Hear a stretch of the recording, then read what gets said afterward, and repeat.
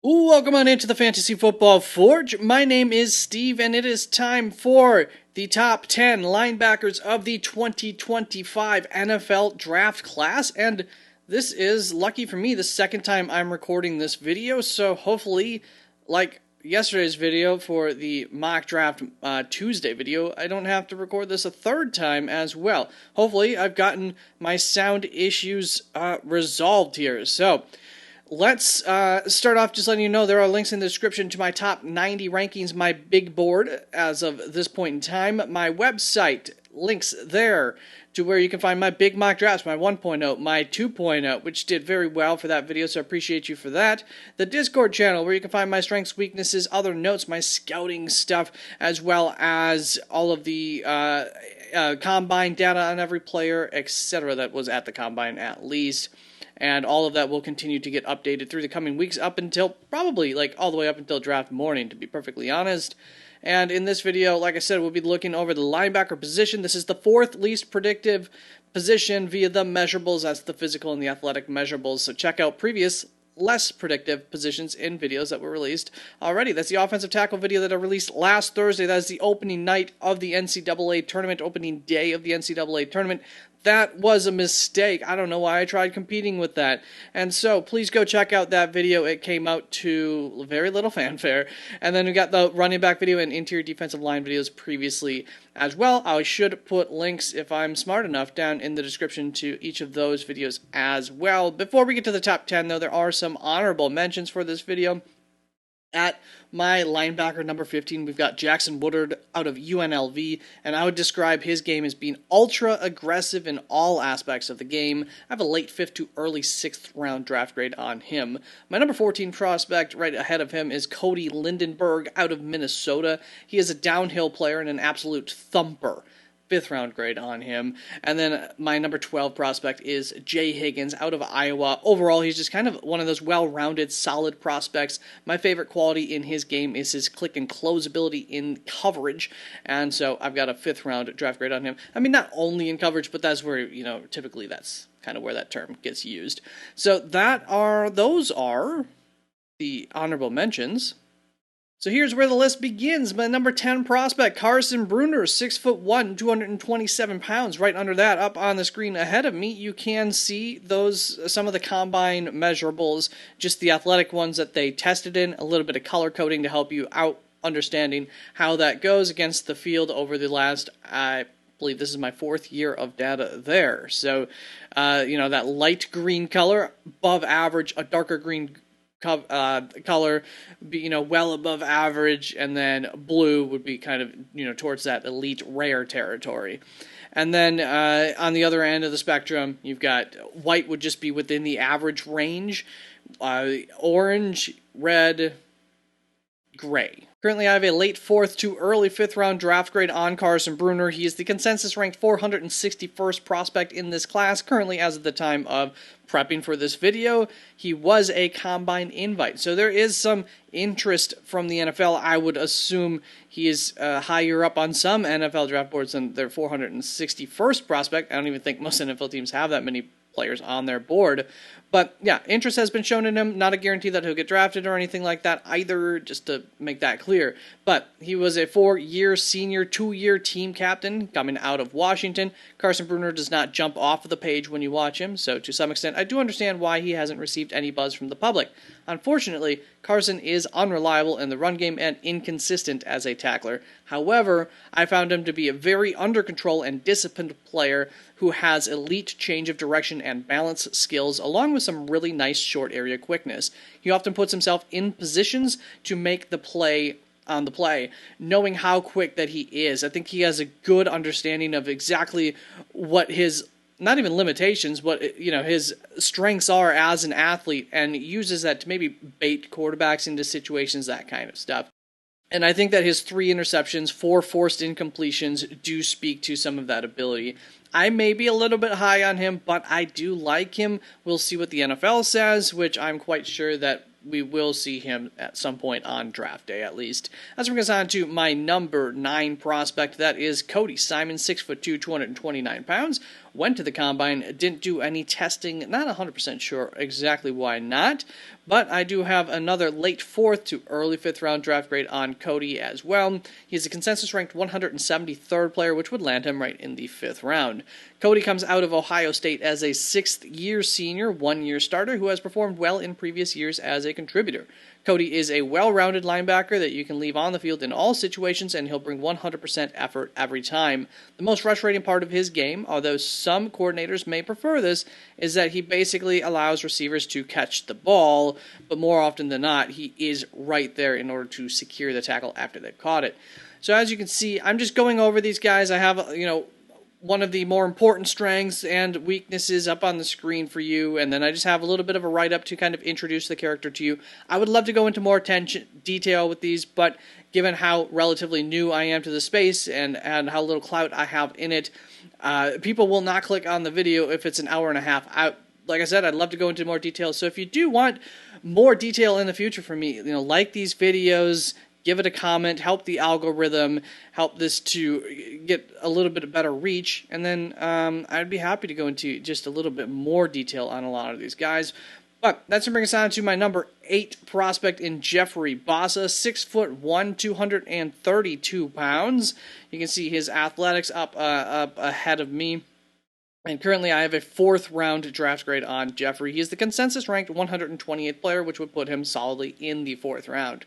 Jeffrey is coming out of Oregon as a senior who started for 3 years, taking a big jump from year 1 to year 2, but 2024 was not any better than 2023 had been. He's another guy who's well-rounded. He does not specialize in any part of the game, and he doesn't display as high of a game IQ or have the instincts as part of his game that I would like to see from such a highly experienced player. However, what you do get from Jeffrey is a guy who will take well to his coaching. He will raise the level of play on the defense around him as a leader of that defense, and he will execute as an extension of the coach on the field. I do have a little bit of a story coming from the Combine to kind of back that up. It actually might be the Senior Bowl, or maybe it's both. I don't fully remember at this point in time anymore, but Jeffrey Bossa out there with all of these other linebacker prospects, all of these other guys who are also, leaders amongst men themselves, at least leaders amongst their own teammates, plenty of them. And Jeffrey is the one who took the leadership role amongst all of these other linebackers. So I kind of backtrack that leaders against men verbiage that I just used, because that's what I was trying to say for Jeffrey Bossa is, amongst other leaders, he is the ultimate, the alpha leader. So you love to see that. I think that really tells you a lot about who he is. I would also say part of that analysis comes from how much of a militaristic vibe I got from him at his media session at the Combine. I would not be surprised if in 5 years there's a coach that's calling him like the team's best soldier, because I just think that that's kind of what he does, is he will execute your plan and help to make sure that, he's kind of like the captain of a unit or something like that. He's still taking orders from those ahead of him, very well. He does that well, but he's also giving out orders to everybody around him. So that's Jeffrey Bossa to you, the ultimate soldier. That's going to bring us on to my number 7 prospect in Jack Kaiser, 6'1.5", 231 pounds. Currently, I have a 4th round draft grade on him as well. He's a consensus ranked 151st prospect, which is solidly in the 5th round for him. Jack is a 1-year starter, 6-year senior, so not off to a great start there in terms of, where he could go in the draft, higher than Jeffrey Bossa. We'll see. But he's coming out of Notre Dame. He's mostly shown growth over the years. Even if he wasn't the starter, he was still getting utilized. And he's had a relatively high floor while he was a part of the rotation rather than once he finally got the starting job. Jack is a leader who brings a physical style of play as a guy who will give you his best sideline-to-sideline effort. That's very much purposeful language. I'm not quite calling him a sideline-to-sideline coverage guy. There are some limitations that I'll talk about in just a moment to his game, but he will give you his best effort, and he can cover 80-90% sideline to sideline. He does a pretty good job with it. As I said, he is a little bit limited with the sideline to sideline ability. He's unreliable in coverage, and the reason for those are due to a lack of awareness and some tight hips that come from him. So you'd like those two things to a little bit, You can fix tight hips maybe with a better training program, and lack of awareness. It could very well be from the fact that he hasn't been a starter for some time since he was in high school. Let's bring us on to my number 6 prospect in Danny Stutzman, the very not often talked about but also highly thought of prospect here out of Oklahoma. 6'3", 233 pounds. You can see some solid, really nice athletics there. Currently, I have a late 3rd to early 4th round draft grade on him. He's a consensus ranked 108th prospect, which would put him as a late 3rd round prospect. So perfect there. Danny looks like a 40-year-old dad who drinks Budweiser. I know he doesn't quite in that picture that I have on the screen right now, but he did at the Combine. He's actually, like I said, a senior from Oklahoma who's been a starter for the past 3 years since his sophomore season.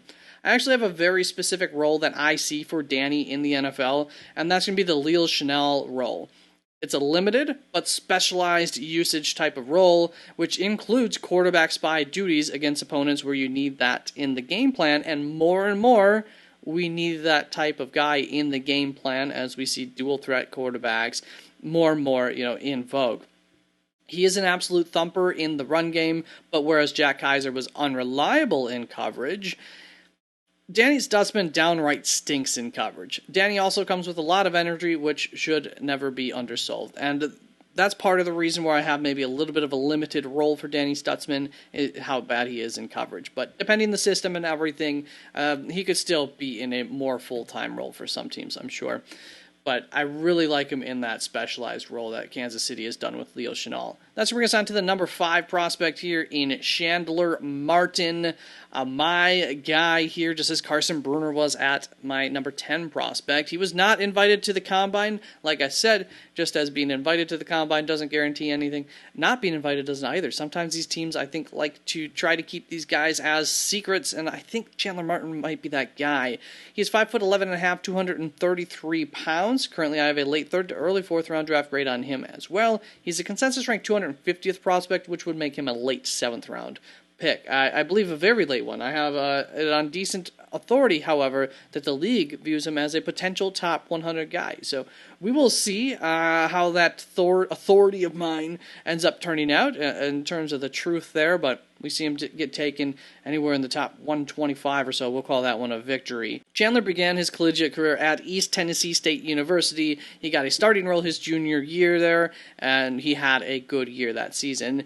Good enough that he was able to transfer to Memphis, where he started for 2 more years, and he took a big jump from that 2023 season, his first season there in Memphis, to the 2024 season last year.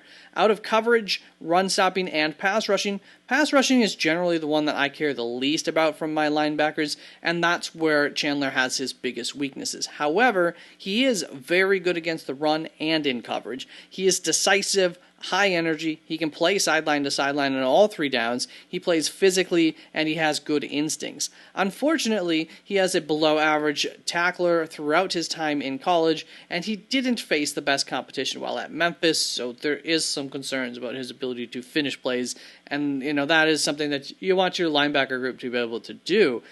Nonetheless, I really, really like a whole heck of a lot about this kid, and that's going to bring us on to my number 4 prospect in Chris Paul Jr., or Pooh Paul is his nickname.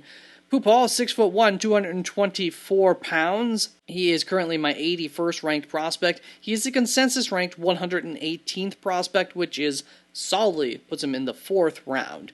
Chris is a senior who started for 3 years. Actually, I think I lowered him. I think he's more like my 85th ranked prospect now, or something like that. Anyways, Chris is a senior who started for 3 years, 2 with Arkansas before his final year with Ole Miss. He's had a volatile career in 2022. That was a really strong year for him. 2023 was pretty bad, and then he had a great year with Ole Miss in 2024. You also see a lack of consistency in his play on a weekly basis. He's far from a perfect prospect, however, he's a really good, well-rounded prospect. He can do it all. If he's going to put it all together in the NFL, he's going to have to overcome some issues, some size issues, which you would see impact his performances at the college level from time to time. Most notably, his ability to disengage from blocks was an issue due to his short arms. That's going to bring us on to my number 3 prospect here, Demetrius Knight, 6'1.5", 246 pounds. Demetrius Knight is currently my 35th ranked prospect or so. He's a consensus ranked 86th ranked prospect. I definitely could see myself lowering him as I relook at other positions and everything. I don't know. He's one of those guys where I always feel like I'm too high on him, but then I watch his tape and then I move him up. I think I've done that like twice now with him. So we'll see exactly where he ends up. But he is a 6th-year senior. He's shown improvement year over year as a 2-year starter at South Carolina, which was his third school that he's been to. He got buried on Georgia Tech's roster for about 4 years before he played at Charlotte. Then he transferred to South Carolina for those 2 years. That sounds like 7 years to me. He got buried at Georgia Tech for 4 years, played at Charlotte, that's 5 years, and transferred to South Carolina. And I said he was a 2-year starter at South Carolina. I got something wrong in the math there. He was a 2-year starter, but he did not start both those years at South Carolina after fixing that little faux pas there. So, started at Charlotte, starts for 1 year season, I should say, at South Carolina. So he's moved around from several schools. I have not heard any kind of character concerns been getting brought up about him so far in the process, and he came off as a very mature person during his media session at the Combine. He was an active listener, which you always like to see, and he said that he thinks of himself as the quarterback of a defense. And his desire to play quarterback was squashed quickly at the college level when he moved, from high school to the college level. And day one, they're like, hey, we see you as a linebacker. And it took him a little bit after some disappointment for a day or two, maybe he decided to embrace this new role, and that's where you get the idea of him viewing himself as the quarterback of a defense. And ultimately, what I really do want from my linebacker, at least one of them, is to be the quarterback of my defense. So I do love that kind of attitude that he has and the fact that he's embraced that. Add on to the fact that he's a plus athlete and he plays with a lot of attitude, and you have a really exciting prospect who honestly doesn't have a whole lot of holes in his game. The biggest thing for him was that he needs to learn how to stay in control of his body, and I do suspect that some of that might come from not having a good and steady strength and conditioning program. He is a late bloomer, but I do think that he might be the real deal, and I'm sure a few NFL teams feel similarly about that. And just to go into why I think a strength and conditioning program could help him to have control of his body, you look at that vert, you look at that broad, those are some pretty bad numbers over there, and typically we say that those are numbers that we look for in terms of like explosiveness, but I also do find that they have some sort of correlation to things like contact balance, offensive linemen who tend to fall on their butt more often for that position. Just generally like lower body core types of body control things do seem to have some sort of correlation here to the vert broad. So I think you get him into that strength and conditioning program, and maybe his ability to decelerate, to not lose control, to not lose his balance, etc., will get better over the coming years. He was moving from school to school, maybe changing, program to program, and maybe he just never got that portion of his physical conditioning dialed in. That's going to bring us on to my number 2 prospect in Carson Schwessinger, 6'2.5", 242 pounds. He is currently my 29th ranked prospect, roughly.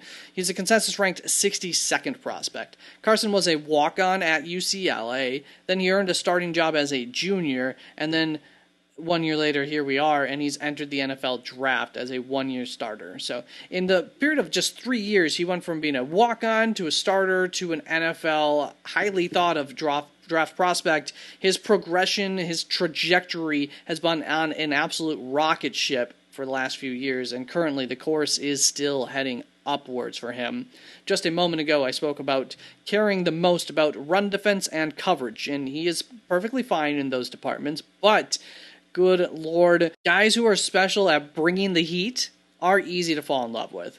My favorite part of Schwessinger's game is how much he reminds me of Troy Polamalu right along the line of scrimmage. His ability to time the snap and burst into the backfield is something special, which is where I come up with that Troy Polamalu, not calling it a comp, just saying something about his game that reminds me of a great aspect of somebody else's game, something that you should be able to easily grasp and understand what I'm getting at. When he gets his hands on anyone, they go down. is something that we didn't see just with the prospect a few moments ago in terms of his ability to finish plays. So you love to see that. And I do have to say that this dude looks straight out of the 90s movie as one of the bullies in those movies. He has a neck that is thicker than his face, and he had some really good answers at the Combine media session. As much as I have been trained to hate his face, I could not when I listened to him answering questions. His biggest issue is a part of his strength, and that's just that he can get a little too aggressive, and that's how plays happen behind you, which obviously is not something you want to be happening in football. Given how little time that he's actually been on the field over the past several years, I'm willing to live with some of that, as I do think that he will iron out some of that with seasoning. And part of my faith in his ability to iron this out with some more play time, some more coaching, some more reviewing the tape is because that's what he does. He seems to be a really smart kid who puts in the effort not only before, not only during, but also after each game.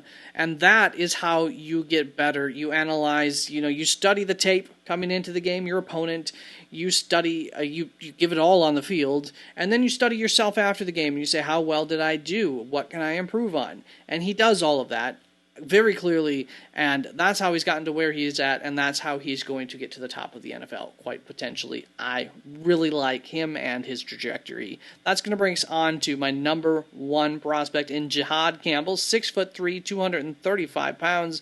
You look at what he did test in, that looks pretty great, an elite 10-yard split. That's the number that I care about the most up there, and Jihad Campbell is currently my 10th ranked prospect. He's the consensus ranked 22nd prospect. Jihad is coming out of Alabama as a junior who started for 1+ years.